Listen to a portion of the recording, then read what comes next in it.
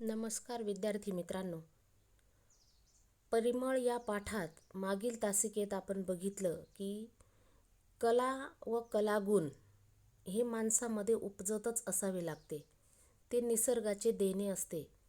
अशिक्षित आणि शेतकरी कुटुंबातील बहिणाबाई मंदिरांनाच आपली शाळा मानतात.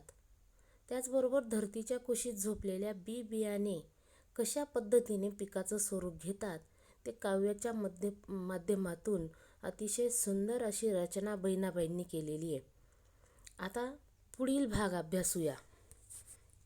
चला तर मग पान नंबर 20 वरून आपल्या पाठाला सुरुवात करूया.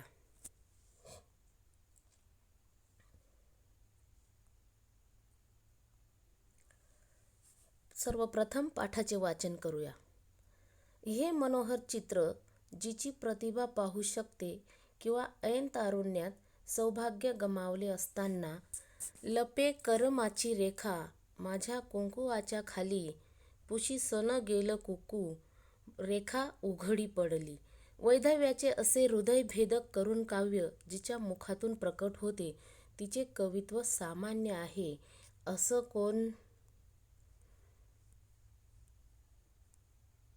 कोण म्हणेल? सकाळी उठून बहिणाबाई घरोट्यावर म्हणजे जात्यावर बसून दळू लागल्या की जात्यातून तिकडे पीठ पडू लागायचे आणि इकडे ह्यांच्या ओठातून काव्य सांडू लागायचे. अरे घरोटा घरोटा तुझ्यातून पडे पिठी तसं तसं माझं गाणं पोटातून येतं होटी. हे त्यांचे वर्णनच मुळी त्यांनी स्वतः करून ठेवले आहे.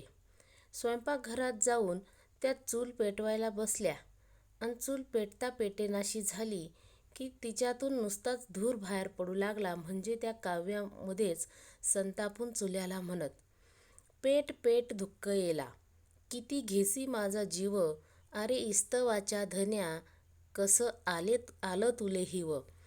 पुढे चूल पेटली, तवा तापला आणि भाकरी टाकताना हाताला चटके बसू लागले म्हणजे संसाराची रहस्य काव्यरूपाने त्यांच्या मुखावाटे प्रकट होत. अरे संसार संसार जसा तवा चुल्यावर आधी हाताले चटके तवा मियते भाकर. ताणक्या सोपानाला हाऱ्यात निजवून आणि तो हारा डोक्यावर घेऊन बहिणाबाई शेताला निघाल्या की काव्य आपले निघालेच त्यांच्याबरोबर. वाटेत तांबड्या फळांनी लकडलेले हिरवे वडाचे झाड दिसले की लागले ते त्यांच्या ओठावर नाचायला. हिरवे हिरवे पानं, लाल फय जशी चोच, आलं वडाच्या झाडाले जसं पीक पोपटाचं. रस्त्याच्या कडेला कडुलिंबाच्या झाडावरच्या पिवळ्या निंबोळ्या पाहिल्या की घेतलीच त्याने त्याच्यावर झेप. कडू बोलता बोलता पुढे कशी नरमली कडू निंबोई शेवटी पिकी सनी गोड झाली. समोरून पंढरीच्या दिंडीतला एखादा भाविक वारकरी दिसला की गहिवरून केलाच त्यांनी त्याला प्रश्न, आरे वारकऱ्या तुले नही ऊन वारा थंडी झुगारत अवघ्याले आली पंढरीची दिंडी. शेतामध्ये कापणी चालो, मळणी चालो किंवा उफणणी चालो, काव्याने बहिणाबाईची पाठ कधी सोडली नाही. खळ्यात बैलाची पाच सुरू झाली आणि मेढ्याभोवती बैल गरागरा फिरू लागला की लागलेच ते त्या बैलाला गोंजारायला. पाय उचल रे बैला, कर बापा आता घाई, चालू दे रे रगडण तुझ्या पायाची पुण्याई. शेतकऱ्याचे जीवन म्हणजे कष्टाचे. शेतकऱ्याची हाडे अखेर शेतातच मोडायची आणि त्याची राख तापीमाईतच पडायची ह्याची बहिणाबाईंना जाणीव होती. भोळ्या भाविक कष्टाळू आणि समाधानी शेतकऱ्याच्या संसाराचे करुण काव्य बाळबोध आणि जिवंत जिव्हाळ्याने बहिणाबाईंच्या ह्या गाण्यातून प्रकट झालेले आढळून येईल. मात्र बहिणाबाईंच्या काव्याचे एवढेच वैशिष्ट्य नाही.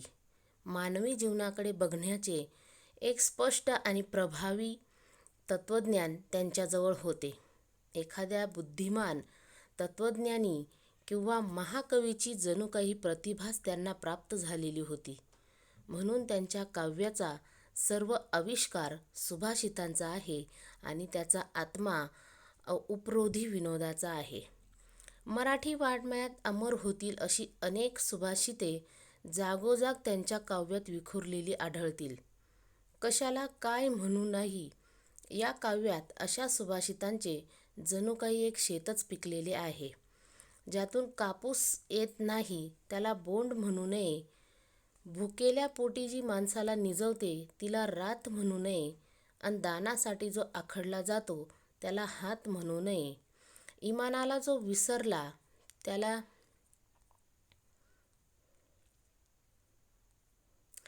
नेक म्हणू नये, आणि जन्मजात्याला जो भोवतो त्याला लेक म्हणू नये. जिच्यामध्ये भाव नाही तिला भक्ती म्हणू नये, आणि जिच्यामध्ये चेव नाही तिला शक्ती म्हणू नये. ह्या बहिणाबाईंच्या उद्गारात भाषेची आणि विचारांची केवढी दैदिप्यमान श्रीमंती प्रकटलेली आहे. विद्यार्थी मित्रांनो, आजच्या तासिकेत इथपर्यंतचा भाग आपण अभ्यासणार आहोत. आता पाठाचं सविस्तर विवेचन करूया.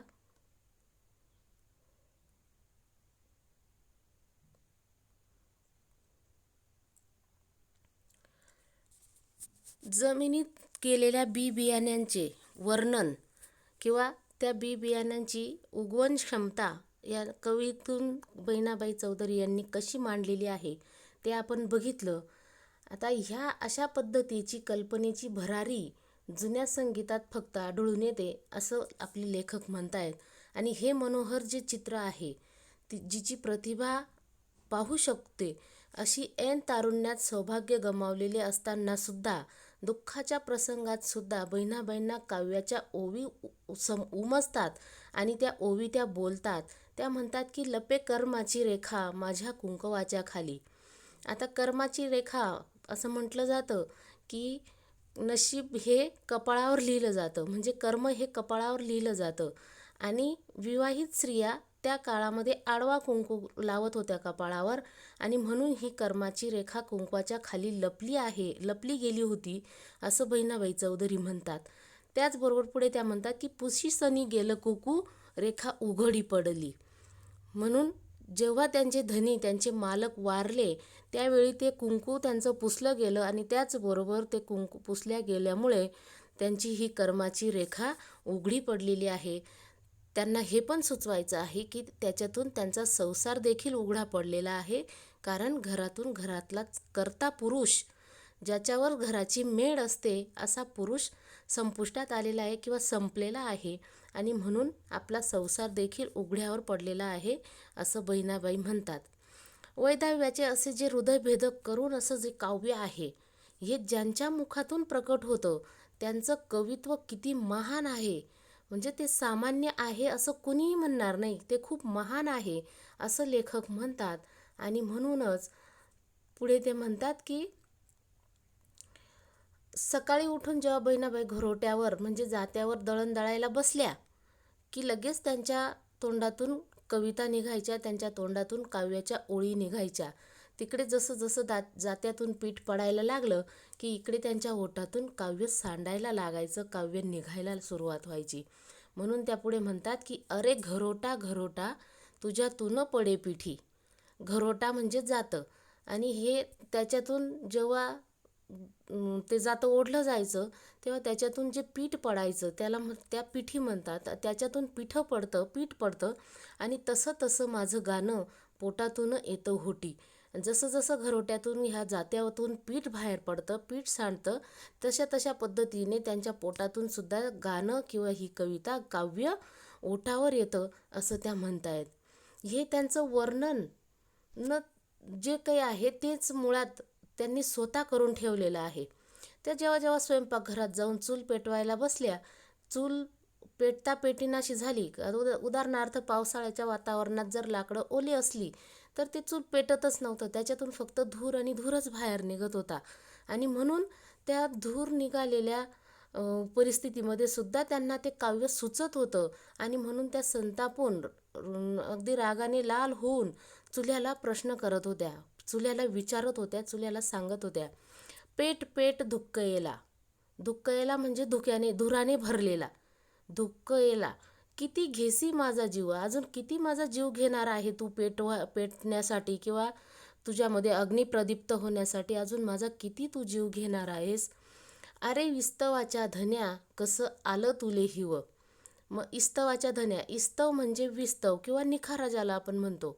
मग ह्या निखाऱ्याच्या धन्याला, ह्या निखाऱ्याच्या मालकाला तुला हिव आलेला आहे का. हिव म्हणजे थंडी वाजणे किंवा शांत होणे, थंड होणे. मग तू इतका थंड का झाला आहेस, असं त्या चुल्याला प्रश्न करता आहेत. आणि तू आता किती जीव घेणार आहेस, आता एकदाचा पेट धुराने का भरला आहेस, असा त्या प्रश्न ह्या कवितेतून मांडण्याचा प्रयत्न करतायत. पुढे चूल पेटली, तवा तापला आणि त्याच्यावर भाकरी बनवायला सुरुवात केली. भाकरी टाकताना तव्याचा जो चटका हाताला लागतो किंवा चुलीच्या अग्नीचा जो चटका हाताला लागतो, त्याच्यातून त्यांनी संसाराची रहस्य सांगण्याचा प्रयत्न केलेला आहे. आणि त्याच्यावर सुद्धा त्यांनी लगेच कविता करून ती मुखावाटे प्रकटसुद्धा केलेली आहे. त्या म्हणतात की अरे संसार संसार जसा तवा चुल्यावर, आधी हाताले चटके तवा मिळते भाकर. संसार करायचा असेल म्हणजे संसाराची व्याख्या त्यांनी थोडक्यात या ठिकाणी केलेली आहे. पेटत्या चुलीवर तवा ठेवल्यानंतर ते जसे तव्याला चटके लागतात किंवा आपल्या हाताला चटके लागतात किंवा आपल्याला खूप कष्ट करून हा संसार उभा करावा लागतो. आणि संसार करणं खूप अवघड आहे, सोपं नाही आहे. प्रत्येक क्षणाक्षणाला आपल्याला चटके बसू शकतात. तेव्हाच कुठेतरी आपला संसार सुखी होणार आहे, म्हणजे आपल्याला भाकरी मिळणार आहे, अशा स्वरूपात त्यांनी आपल्या संसाराची व्याख्या केलेली आहे. सोपानदेव जेव्हा लहान होते, म्हणजे तहानक्या सोपानाला म्हटलेलं आहे ना, सोपानदेव जेव्हा लहान होते तेव्हा त्यांना हऱ्यात निजून तो हऱ्या डोक्यावर घेऊन त्या शेताला निघायच्या. हरा म्हणजे एक छोटी डालकी असायची ज्याच्यामध्ये बाळाला कामावर किंवा कुठेतरी ने-आण करण्यासाठीची सोय. आजकाल काही स्त्रियांचं जर बघितलं, मध्यंतरच्या काळात जर काही स्त्रियांचं बघितलं, तर त्या पाठीला एखाद्या साडीच्या किंवा ओढणीच्या साह्याने बाळाला असं पाठीवर बांधून घेतात. तशा पद्धतीने पूर्वीच्या काळी ह्या स्त्रिया त्या टोपलीमध्ये म्हणजे त्या हाऱ्यामध्ये ह्या बाळाला ने-आण करण्यासाठी घ्यायच्या. की त्या बाळाला डोक्यावर घेतलं त्या हाऱ्यामध्ये टाकून आणि शेताला निघाल्या की लगेच त्यांनी आपलं त्यांच्याबरोबर ते काव्य लगेच निघालंच समजायचं. मग वाटेत तांबड्या फळांनी लकडलेलं जे वडाचं हिरवं झाड त्यांना दिसायचं, त्या झाडाला बघून सुद्धा लगेच त्यांच्या ओठावर काव्य यायचं. लगेच त्या काव्य करायला किंवा रचना करायला सुरुवात करायच्या आणि त्या झाडाला उद्देशून त्या म्हणायच्या, हिरवे हिरवे पानं, लाल फळ जशी चोच. झाडाची पानं खूप हिरवी हिरवी आहेत आणि त्यांना जे गडद लाल रंगाची फळं आलेली आहेत, ती फळं जशी काही चोच आहेत. आलं वडाच्या झाडाले जसं पीक पोपटाचं, म्हणजे प्रत्येक पान आणि प्रत्येक फळ हे एखाद्या पोपटासारखंच आहे. आणि जणू ते झाड जे आहे ते पानं आणि फळांनी लगडलेलं नसून तर पोपट पक्ष्याने लगडलेलं आहे, असं त्या ह्या ठिकाणी सांगतायत. रस्त्याच्या कडेला कडुलिंबाच्या झाडावरच्या पिवळ्या निंबोळ्या पाहिल्या की लगेच त्यांना काव्य सुचायचं. म्हणजे एखाद्याच झाडाला पाहून किंवा एखाद्याच वस्तूला पाहून काव्य सुचायचं असं नाही, तर प्रत्येक गोष्टीवर त्यांच्याकडे काव्य होती. प्रत्येक गोष्टीवर त्या काव्य करण्यासाठी लगेच तत्पर असायच्या. मग कडुनिंबाच्या झाडासाठी त्या म्हणतात की कडू बोलता बोलता पुढे कशी नरमली. कडू बोलता बोलता पुढे कशी नरमली, कडू निंबोई शेवटी पिकी सन गोड झाली. आता कडू बोलता बोलता म्हणजे कडू जेव्हा ही निंबोळी कच्ची असते, बाळ स्वरूपात असते, तोपर्यंत ती खूप कडू असते, खूप म्हणजे खूप कडू असते. आणि जेव्हा हळूहळू हळूहळू ती पिकायला सुरुवात होते तेव्हा तिच्यामध्ये गोडवा निर्माण होतो. माणसाचं देखील तसंच असतं मित्रांनो. जेव्हा जेव्हा माणूस हा थोडासा संपत्तीने कमी असतो किंवा अल्लड असतो, तोपर्यंत तो खूप वेगळ्या पद्धतीचं त्याचं वर्तन असतं. आणि जेव्हा जेव्हा ती व्यक्ती जगाचे धक्के खाऊन खाऊन जेव्हा ती मोठी होते आणि जगाचा अनुभव घेते, तेव्हा तिच्यामध्ये हळूहळू आपोआपच नम्रता येते. म्हणून कडुनिंबोळीपासून म्हणजे ह्या 4 ओळींपासून सुद्धा त्यांनी माणसाला काहीतरी सल्ला देण्याचा किंवा माणसाला काहीतरी उपदेश देण्याचंच काम केलेलं आहे.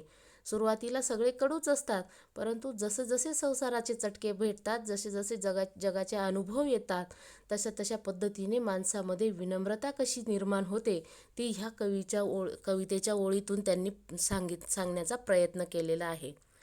तसेच समोरून पंढरीच्या दिंडीतला एखादा भाविक वारकरी दिसला की गैवरून त्यांनी त्याला प्रश्न करतात. त्या म्हणतात, अरे वारकऱ्या, तुले नाही ऊन वारा थंडी, जुगारत अवघ्याले आली पंढरीची दिंडी. म्हणजे वारकरी संप्रदायातील जी व्यक्ती दरवर्षी न चुकता वारीला जातात त्यांना ऊन वारा थंडीशी काहीही घेणं नसतं. त्यांना फक्त देवाची आस लागलेली असते आणि ह्या सगळ्यांना झुगारून, ह्या सगळ्यांवर मात करून, ह्या सगळ्यांना आव्हान देऊन पंढरीची दिंडी मात्र त्यांची कधीही टळत नाही. हे अशा पद्धतीने वारकरी लोकांचं त्यांनी कौतुक केलेलं आहे. शेतामध्ये कापणी चाललेली असेल किंवा मळणी चाललेली असेल, उफणणी चाललेली असेल, थोडक्यात पीक काढणीचा हा जो काही प्रसंग असेल, ह्या प्रसंगात सुद्धा बहिणाबाईंनी कधी काव्य सोडलं नाही किंवा काव्याने कधी बहिणाबाईंची पाठ सोडली नाही. खळ्यात बैलांची पाच सुरू झाली आणि मेढ्याभोवती बैल गरागरा फिरू लागला की लागलेच ते बैलाला गोंजारायला. आता बैलाची पाच सुरू होणे म्हणजे पात म्हणजे पूर्वीच्या काळी, आता इलेक्ट्रॉनिक साधनांचा वापर शेतीमाल काढण्यासाठी सहज केला जातो आणि पूर्वीच्या काळी मात्र तसं काही नव्हतं. कुठेतरी शेतामध्ये एखाद्या ठिकाणी एक विशिष्ट असं जमिनीचा भाग बैलांनी पायाने तुडवून त्या ठिकाणी मोठ्या प्रमाणात असा मोठा गोल तयार करून शेणाने आणि मातीने असा कडक केला जायची ती जागा आणि त्याच्यामुळे त्या ठिकाणी ती जागा कडक होण्यासाठी झाली की त्या ठिकाणी पिकाची काढणी केली जायची. मळणी, कापणी, मध्यभागी एक मोठा खुंटा गाडला जायचा. खुंटा म्हणण्यापेक्षा एक मोठा उंच असं लाकूड गाडलं जायचं, खांब गाडला जायचा आणि त्या खांबाला आपल्या दावणीला असलेले जेवढे बैल होते, जेवढे जनावरं होते, ते सगळेच जनावरं तो शेतकरी माणूस त्या ठिकाणी बांधायचा आणि त्याला दिवसभर त्या बैलांना गोल गोल पद्धतीने त्या पूर्ण गोल वर्तुळाभोवती फिरवत राहायचा आणि त्यांच्या पायाखाली जे धान्य टाकलेलं असायचं किंवा बाजरीचे कणीस असतील, गव्हाच्या ओंब्या असतील किंवा जे धान्य त्यांना काढायचं असेल ते धान्य तिथं टाकलं जायचं आणि त्यांच्या पायाच्या तुडवणाने ते धान्य काढायचे. मग ती उफणणी केली जायची. वाऱ्यावर प्रत्येक डालकी डोक्यावर पकडून त्या ठिकाणी ती उफणणी केली जायची. म्हणजे ही सगळी शेतीची कामं होती आणि ही सगळी शेतीची कामं करत असताना सुद्धा त्यांना कविता सुचत होत्या. त्या म्हणतात की पाय उचल रे बैला, कर बापा आता घाई, चालू दे रे रगडणं तुझ्या पायाची पुण्याई. मग त्या बैलाला उद्देशून सांगतायत की जो शेतकरी त्यांना त्या मेढ्याभोवती गोल फिरवतोय, गरगरा फिरवतोय, त्या बैलांना त्या पाय उचल म्हणजे घाई कर, आता पटपट पाय उचल, पटपट ही पिकाची रगडणी कर, कारण ही सगळी तुझ्या पायाचीच पुण्याई आहे. बैल जर शेतात राबणार नसतील तर मात्र पीक येणारच नाही आणि म्हणून त्या बैलाच्याच पायाच्या पुण्याईने हे सगळं पीक बघायला भेटतं आहे, आपल्याला खायला भेटतं आहे, असं बहिणाबाई चौधरी या ठिकाणी सुचवता आहेत. शेतकऱ्याचं हे जे जीवन आहे ते अतिशय कष्टाचं आहे आणि ते खरंच आहे. शेतकऱ्याची हाडं अखेर शेतातच मोडायची आणि त्याची राखसुद्धा तापीमाईतच पडायची, ह्याची बहिणाबाईंना जाणीव होती. कष्ट करून करून झिजलेले हाडं जेव्हा संपले किंवा आयुष्य संपलं की त्या ठिकाणी तापीमाईमध्ये म्हणजे खानदेशी वराड भागामध्ये तापी नदीमध्ये त्या ठिकाणी अंत्यविधी ते जे विसर्जन केलं जातं, हस्ती विसर्जन, त्या विसर्जनाचे बहिणाबाईंना पुरेपूर जाणीव होती. म्हणून त्या या ठिकाणी त्यांनी असा उल्लेख केलेला आहे. भोळ्या भाविक आणि कष्टाळू समाधानी शेतकऱ्याचे संसाराचे करुण काव्य, बाळबोध आणि जिवंत जिव्हाळ्याने बहिणाबाईंच्या ह्या गाण्यातून प्रकट झालेले आढळून येते. आता शेतकऱ्याचं जीवन कसं आहे किंवा शेतकरी कशा पद्धतीने कष्ट करतो, तरीसुद्धा इतके कष्ट करून जे पीक येतं त्याच्यामध्ये तो कसा समाधानी असतो आणि समाधानी झाल्यानंतर देवाची तो आराधना करतो, देवाचे तो धन्यवाद मानतो आणि तो कशा पद्धतीने भाविक बनतो, भाविक आहे, ह्याचं सगळं वर्णन ह्या संसाराचे जे करुण काव्य बहिणाबाईंनी मांडलेले आहेत शेतकरी जीवनाचे, त्याच्यामध्ये ह्या गाण्यांमधून ते प्रकट होताना दिसून येतं, प्रकट होताना आढळून येतं. मात्र बहिणाबाईंच्या काव्याचे एवढे एकच वैशिष्ट्य नाही आहे. त्यांनी जीवनाकडे बघण्यासाठी म्हणजे फक्त शेतकरी जीवनापुरतंच त्यांचं आयुष्य मर्यादित न राहता त्यांनी इतरांना सुद्धा काही नाही तर काही सल्ले देण्याचा, काही नाही तर काही उपदेश देण्याचा प्रयत्न केलेला आहे. आणि माणसाने आपल्या जीवनाकडे बघण्याचा स्पष्ट आणि प्रभावी तत्त्वज्ञान कसं बाळगावं हे त्यांनी शिकवण्याचा प्रयत्न केलेला आहे, कारण ते त्यांच्याजवळ सुद्धा होतं. एखाद्या बुद्धिमान किंवा तत्त्वज्ञानी अशा एखाद्या महाकवीनीच जणू काही ही प्रतिभा आहे किंवा त्यांना ती प्रतिभा प्राप्त करून दिलेली आहे, अशा पद्धतीने बहिणाबाईंच्या काव्याचे प्रत्येक शब्द होते आणि प्रत्येक काव्य त्यातून त्याची जी झिरपत होतं त्याच्यातून ती सगळ्या काही गोष्टी. म्हणून त्यांच्या काव्याचा सर्व आविष्कार हा सुभाषितांनी भरलेला आहे, सुविचारांनी भरलेला आहे आणि आत्मा मात्र उपरोधी विनोदाचा आहे असं म्हटलेलं आहे. म्हणजे काव्यातून जरी आपल्याला विनोद जाणवत असला, परंतु त्या काव्यामध्ये वापरले गेलेले सुविचार, वापरले गेलेले सुभाषित हे सुद्धा तितकेच चांगले होते, उत्कृष्ट होते. आता मराठी वाङ्मयामध्ये अशी अनेक सुभाषितं ह्या काव्यांमधून जागोजागी विखुरलेली आपल्याला दिसून येतात.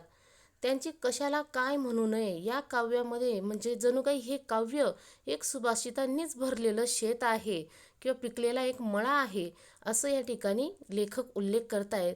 त्या म्हणतात की ज्यातून कापूस येत नाही त्याला बोंड म्हणू नये. कापसाचं बोंड असतं, एक छोटंसं फळ असतं. ते फळ कालांतराने पूर्ण परिपक्व झाल्यानंतर ते फुटतं आणि त्याच्यातून कापूस बाहेर येतो. मग ज्या बोंडातून कापूस बाहेर येत नाही त्याला बोंड म्हणू नये असं त्या म्हणतात. त्याचबरोबर भुकेल्या पोटी जी माणसाला निजवते तिला रात म्हणू नये. म्हणजे जेव्हा भूक लागते, खूप भूक लागलेली असताना माणसाला झोपच येत नाही, पण तरीही तशा परिस्थितीमध्ये जर झोप काढावी लागली, झोप घ्यावी लागली भुकेल्या पोटी, तर त्याला मात्र रात्र म्हणू नये. कारण सगळ्यांनी व्यवस्थित पोटभर जेवण करून समाधानी होऊन झोपलंच पाहिजे असं त्यांचं मत होतं. आणि दानासाठी जो आखडला जातो त्याला हात म्हणू नये.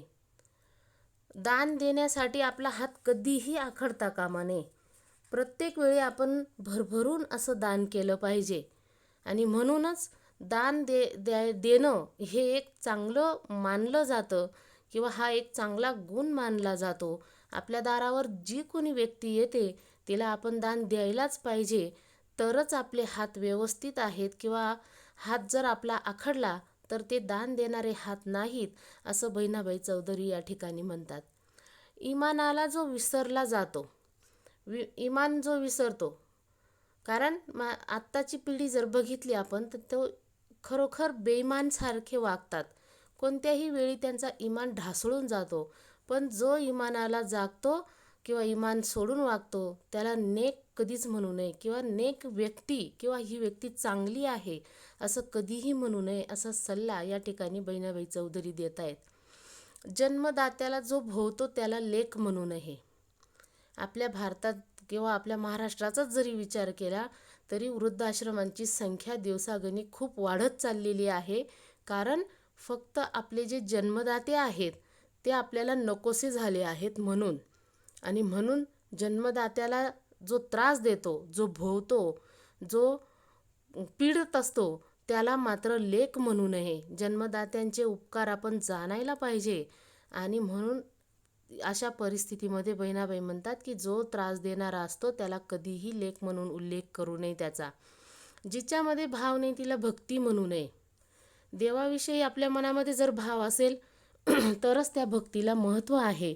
अन्यथा ती भक्ती एक पोकळ आहे किंवा फक्त एक देखावा आहे असं बहिणाबाई चौधरी या ठिकाणी सांगण्याचा प्रयत्न करत आहेत.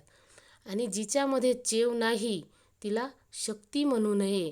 या बहिणाबाईंच्या उद्गारात भाषेची आणि विचारांची केवढी दैदिप्यमान श्रीमंती प्रकटलेली आहे.